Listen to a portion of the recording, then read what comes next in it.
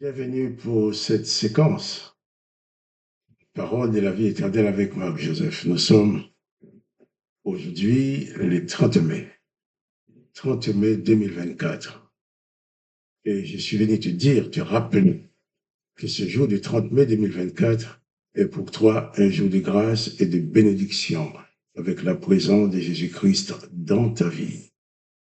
Jésus-Christ dit, je suis avec toi tous les jours et jusqu'à la fin du monde. Et c'est une réalité. Et je t'invite vraiment à réaliser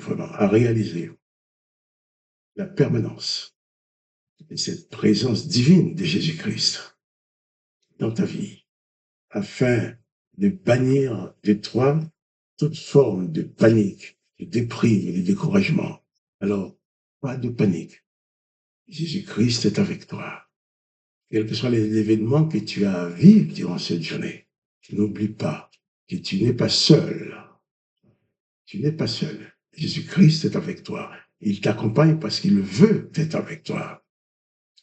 Il ne va pas rester avec toi parce que tu es le meilleur du monde, parce que tu es la meilleure du monde, mais il le fait parce qu'il t'aime. Il veut que tu sois sauvé. Jésus-Christ veut que tu sois heureux, que tu sois heureuse dans ta vie, sur cette terre, même sur cette terre de misère ou de souffrance, où tout peut se soulever contre toi, tout peut s'opposer à toi, mais Jésus-Christ sera toujours pour toi, de ton côté, pour prendre ta défense, pour t'encourager, pour t'inculquer sa sagesse, afin de pouvoir affronter et traverser toutes les circonstances, en fixant ton regard sur lui, en fixant ta foi sur lui, et bannir de ta vie toute forme de terreur. Vraiment, écoute cette parole de Jésus-Christ qui s'adresse à toi. Je suis avec toi tous les jours jusqu'à la fin du monde. Je le répète et je le répéterai encore. Parce qu'il faut souvent, tu peux te trouver plongé dans la panique parce que tu oublies que tu es avec toi la présence du Dieu Tout-Puissant au travers de Jésus-Christ et qui n'est pas contre toi, qui n'est pas là pour te juger et te condamner, mais qui est là pour te sauver, pour t'aider, pour te donner la force et la sagesse nécessaires pour traverser les moments les plus difficiles de ta vie. D'ailleurs, Jésus-Christ nous a donné le droit, le pouvoir d'adresser nos prières au Père en son nom. C'est ce que je vais faire avec toi. Je ne sais pas si quelqu'un a déjà prié avec toi aujourd'hui. Moi, je suis venu prier avec toi. Je vais prier pour toi.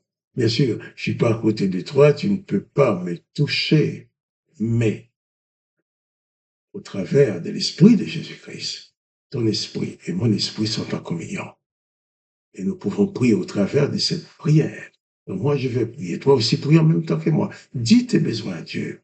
C'est-à-dire que moi, je prie pour toi d'une manière générale, parce que je ne connais pas les détails de tes besoins. Mais toi, dis tes besoins à Dieu. Et tu verras, il interviendra pour t'aider à t'en sortir. Jésus-Christ est la solution pour toi.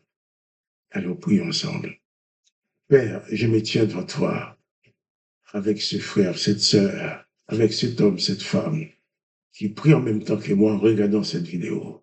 Je te demande de bien vouloir, dans le nom de Jésus-Christ, exaucer sa prière. Viens donc à son secours.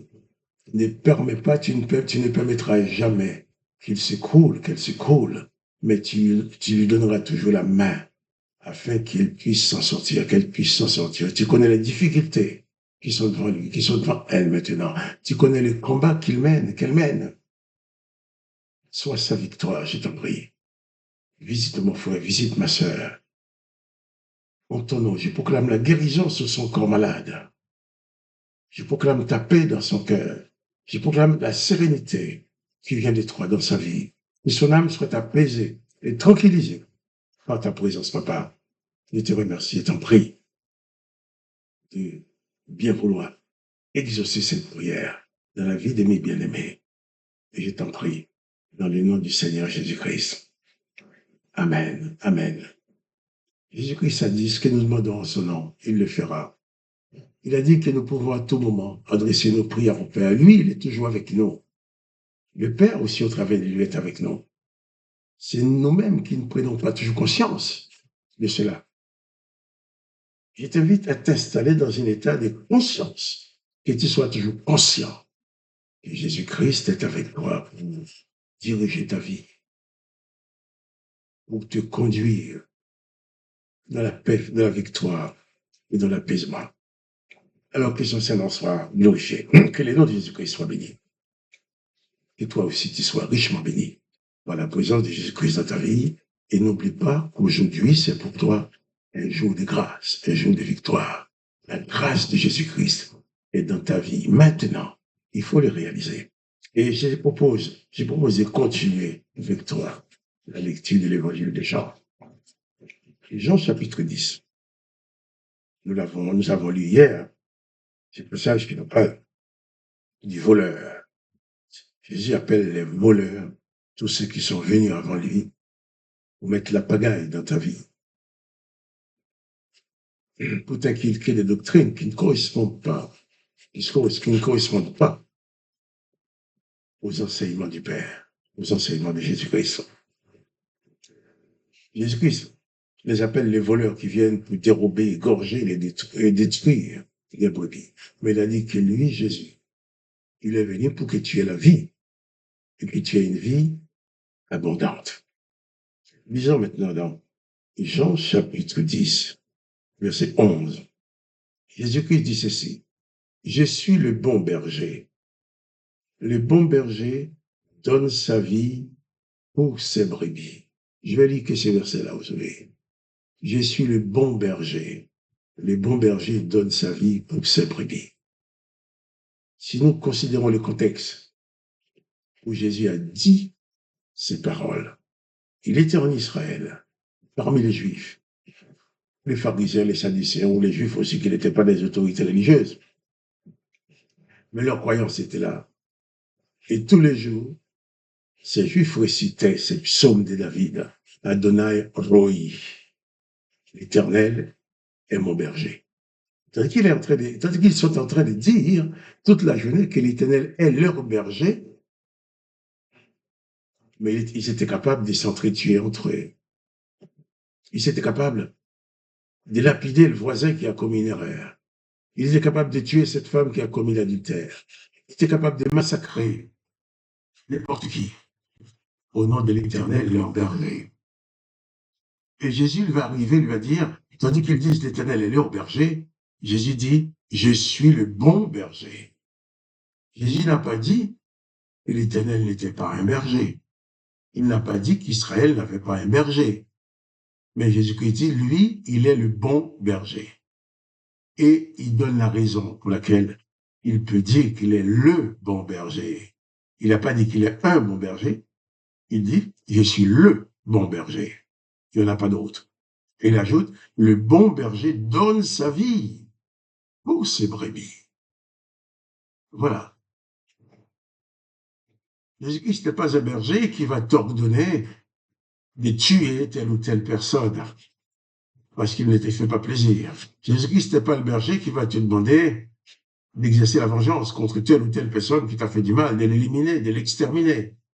Jésus-Christ n'est pas ce berger-là. Jésus-Christ n'est pas le berger non plus qui va te demander de sacrifier ton fils ou ta fille, de tuer ton fils ou ta fille pour lui faire plaisir. Comme Jephthé dans l'Ancien Testament. Jephthé a tué sa fille sur l'autel devant l'Éternel parce qu'il a pris l'engagement. L'Éternel a agréé les sacrifices de la fille de Jephthé. Devant l'Éternel, eh bien, le peuple d'Israël a massacré beaucoup d'autres peuples parce que l'Éternel l'avait demandé de dévouer tel peuple par interdit, de les massacrer, de les tuer. Et le peuple était obligé d'accomplir les ordres de l'Éternel. Samuel va même dire à Saül qu'il faut aller exercer la vengeance sur Madian. Le prophète Samuel, le prophète de l'Éternel, va dire à Saül, souviens-toi et n'oublie pas d'exercer la vengeance de l'Éternel. Et ces gens-là continuent à dire, l'Éternel est leur berger. Jésus arrive et dit, moi, Jésus, je suis le bon berger. Le bon berger qui n'ôte la vie à personne. Au contraire, pour que ces brebis puissent avoir la vie, il donne sa vie pour eux. Et c'est ce qui s'est passé. Jésus-Christ, le bon berger, a donné sa vie. lorsqu'on l'a arrêté, lorsqu'on l'a torturé, avant de le tuer, Jésus a dit que personne ne m'ôte la vie, je donne ma vie. Parce que si Jésus le voulait, il pouvait empêcher toutes ces autorités religieuses et les Romains de les tuer. Mais il donne sa vie. Et comme preuve du don de sa vie, au lieu de crier vengeance, comme l'ordonne l'Éternel, au lieu de demander à l'Éternel de demander à Dieu de lui permettre de tuer beaucoup plus de personnes, de tuer une grande population, un grand nombre de personnes, tandis qu'il est en train de mourir pour se venger, Jésus va mourir tout seul dans la présence de son Père. Il va dire ceci, Père, pardonne-leur, car ils ne savent ce qu'ils font. Jésus-Christ dit, le bon berger donne sa vie. Jésus-Christ a accepté de venir sur la terre en tant que bon berger, sachant bien qu'on allait le tuer. Excusez-moi. Il n'a pas reculé. Il a été jusqu'au bout. Voilà pourquoi il pouvait dire, je suis le bon berger. Et le bon berger donne sa vie pour ses brebis.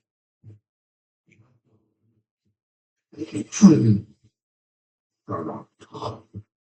Alors je t'invite à recevoir dans ta vie ce bon berger qui est Jésus-Christ. Il ne va pas ôter la vie à cause de tes péchés. Il ne va pas t'écraser parce que tu as fait du mal. Mais qui a donné sa vie pour toi. Que son nom soit glorifié. Et qu'il te retire. Tout à moi, Marc-Joseph, avant de pouvoir revenir avec toi demain, Dieu voulant, sur ce même texte, je te dis, pas de panique. Confie-toi en Jésus-Christ. Jésus-Christ est avec toi tous les jours. Et si tu aimes cette vidéo, partage-la avec tes connaissances. Le nom de Dieu le Père soit béni. Et quant à moi, Marc-Joseph, je te dis, à demain, pour les paroles de la vie éternelle.